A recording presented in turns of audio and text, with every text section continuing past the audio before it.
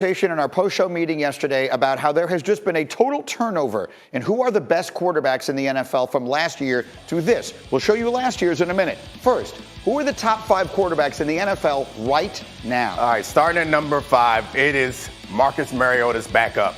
Ryan Tannehill is the man. He's been balling for several weeks right now. He's throwing for 70% completion percentage while getting 9 yards per attempt. You know the last person to do that?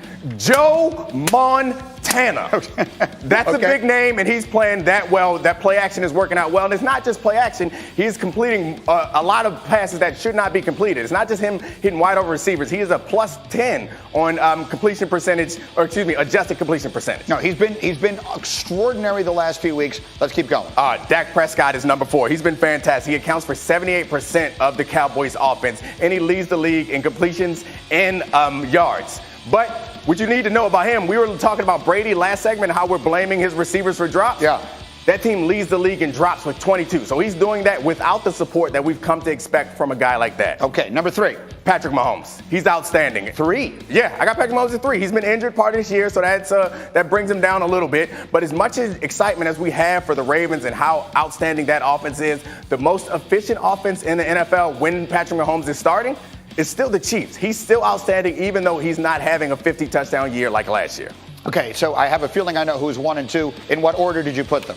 I'm going with Russell Wilson at number 2. Yeah, I love Russell Wilson. He's been outstanding. He gets a lot of credit for not turning the ball over, making big touchdowns, and having time after time fourth quarter comebacks that he has. He's the best second half player that we have in this league. Okay, and he is the second right now leading candidate for MVP behind that man right there, Lamar Jackson. He's better than anybody on here and better than Russell Wilson and deserves the MVP because he's not the best second half player. He is good all the time, and this team is reliant on him to do so much. His ability to run makes the defense better. It makes the O-line better. It makes his receivers and tight ends better. He's the most valuable player in this league, and he is the most exciting and fun to watch. So here's the deal. We could argue over whether we think Tannehill belongs on this list or not, but the general idea here, if you look at, no one's going to argue with the first 4. Look at the turnover in the National Football League. I want to show you last year's ESPN.com power rankings of the top 5 quarterbacks in the NFL. And look who they were. Rodgers, Brady, Brees, Roethlisberger, and Matt Ryan. The usual suspects. Yeah. Not a one of them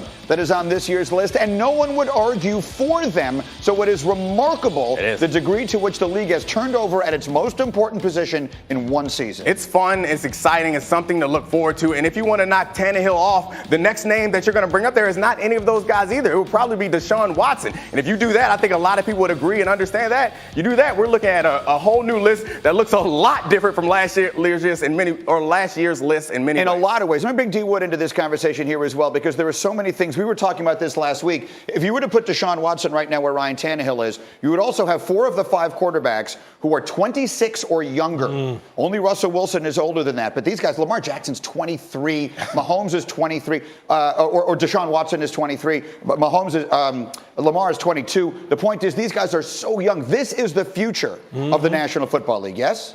This is the future, and all these guys, you know, the common thread with all these guys they're mobile and can move. That's not the only common thread. No, that's not the only one. I mean, obviously. Well, with the exception of Tannehill, we pointed out yesterday, for a league that for the longest time, you were basically disqualified from playing the position if you were African American, and that was the reality of football for what is still the majority of its history.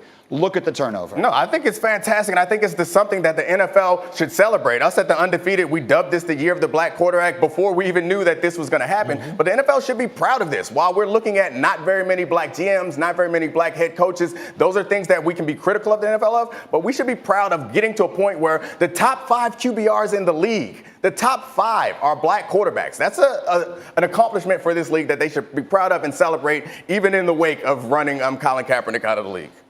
I totally agree. I'm just the whole Tannehill thing. To me, it's just fascinating because obviously we got the angle of Adam Gase, who's the head coach of the Jets. All he needed to do was get out from under the thumb of Adam Gase, and look how brilliant. Turns out he was worthy of being a first round. And that team right there, Tennessee Titans, that's a team that I'm telling you, a lot of people are not going to want to face. Let me finish it with this question. If you gave every general manager in the National Football League the ability to draft their quarterback from wherever you wanted, how many would take the guy in the middle? All of them. Everybody, including the Ravens, frankly. I think the Ravens have done something fantastic, and this is great. But what Patrick Mahomes is truly unique. He's the best, right? he's, to me, the clear-cut number one. Okay. We have more on this as we go, but there's another quarterback at another city, Laura, that people are talking about, and not for all the right reasons. Yeah, he's not on Neek's list. On Sunday, Baker Mayfield criticized the Browns training staff for how Odell Beckham Jr.'s sports hernia was handled. Yesterday, Mayfield told reporters he has since met with trainers, but also had some more words about his teammate OBJ. He's fighting through pain. It shows you how much he really wants to win. The things that I've continuously said about he wants to be the solution to help us. It's the same message. Do you think he will be back here next year? I can't answer that for him. I mean, there's all the rumors going around, but I have my conversations with him, and I know what we talk about, so I trust him wholeheartedly. Schefter, what are you hearing about OBJ and rumors that he wants to be traded? I think there's smoke to it. Yeah. Now, the question is whether Cleveland wants to go ahead and actually do something. And I think right now it's not inclined to do something with the price that it gave up to go get him. It gave up a lot to the New York Giants, traded a first, traded Jabril Peppers, made a lot of moves there to go get him. I don't think they want to get rid of him. Now, again, I don't know that we've heard the last of this particular situation. I think he is open to moving on. Look, he's had also chances to refute this and shut it down. And every chance that he's had, he has not done that. It feels to me, look, who are the two most important people if you were a receiver like Odell Beckham? The guy who's designing the offense and calling the plays, and the guy who is your quarterback. If you're dissatisfied with the first one, I think he can rest assured they're going to change that, right? Yeah. Freddie Kitchens is overwhelmingly likely to be replaced. If he's dissatisfied with the second one, and this is what we don't know for certain, if he's dissatisfied with Baker Mayfield, then it would make a lot more sense to me that he's thinking, I need to get out of here. Absolutely. I think, and it's a realistic possibility. As much criticism as Eli Manning got in New York, Baker Mayfield is played worse, and he's thrown 4 interceptions when targeting Odell Beckham to only 2 touchdowns. So I can understand if Baker Mayfield would be hesitant to throw him the ball. He may not trust him in the same way they trust Landry, who he's had more time with. What would have to happen for OBJ to want to stay in Cleveland? Like he's saying, I want to be here. I don't know that something's going to change that now. I think he's had a chance to see what it's like to live in the city, work for the organization, be around that team. And I don't know that it's exactly what he thought. I still think this. Last year when the Giants were shopping him, a lot of people felt like he wanted to be on the West Coast. I don't think that that's gone away. And maybe it's not anything that Cleveland does. Maybe it's something that is appealing to him that's on the West Coast, that maybe he thinks he'd go play for a team out there in a different time zone in the warm weather and prefer that. Yeah. The other piece of this that I find interesting is his college coach was Lincoln Riley, of course. And that's a name that is going to come up in connection to a lot of NFL jobs. It's going to continue coming up every single year until Lincoln Riley eventually makes the jump, if he ever does. I wonder, I'll be fascinated to see if Lincoln Riley has his choice of jobs, if that's the one that he chooses to take based on his relationship with Mayfield. With Baker Mayfield. I don't know if he does or if he doesn't. I would say he's not likely to do that. I don't think that this is as attractive situation as people. What do you think? If he's looking at the Cowboys and the owner is Jerry Jones and we know all that comes with that, and he's looking at the Browns and the quarterback is Baker Mayfield, what is his relationship with Mayfield? They have a great relationship. It's like a father-son relationship and a very strong relationship. But I still think in your scenario that you're bringing up there, that if Lincoln Riley were to make that jump, which I don't even see him doing right this second, he would go to the Cowboys. I just think it's a better job. More football as we go. I'm sorry, they're telling me because we got to get to my favorite person in the world. Here we go. At least up there. There he is. Ladies and gentlemen, Eldrick Tiger Woods on the other side of planet Earth. Royal Melbourne West, top 5 golf course in the world. Don't bother adding me. This is the President's Cup. He's playing with Justin Thomas. All the other Americans were terrible, but Tiger was brilliant. Watch this. Skip it in on the par 3 fifth. Chipping in for Bird and winning a hole there. Take another look at after he makes this. He looks over at Justin Thomas. Go pick that up for me, will you? They led 3 up through 5 holes, and it was all LT grade. I'm not kidding when I say basically all the other Americans were terrible yesterday. Tiger was brilliant. Here he is in the par 4 11th. Tiger and JT a 2-up lead. Second shot out of the bunker. Look at that. 5 feet for Bird. He would make that. They're 3 up through 11. Now on the par 3 14th.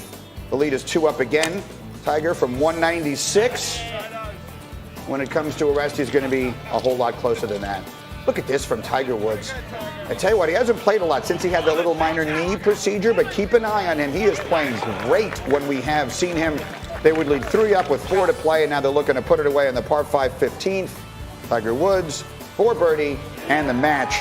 They win. All the other American teams would lose. They're down 4-1 going into the second day of action. And these guys played at night, our time. And obviously in the daytime there in Australia. So the two of them, they win 8 of their 18 holes. But in the next 4 matches, the U.S. golfers combined to win just 6 holes total. It's a 4-1 lead for the international team, which has not won the President's Cup since 1998. All right, tonight, 7 Eastern on ESPN and the ESPN app, the 29th annual Home Depot College Football Award Show from the College Football Hall of Fame in Atlanta. Chris Fowler hosting with Lee Corso, Kirk Herbstreit, Desmond Howard, Tom Rinaldi, and Maria Taylor. Should be a big night. Again, you can watch it all live on the ESPN app. Coming up, by rule, someone is going to win the NFC East. But do they deserve to host a playoff game? You know my rule.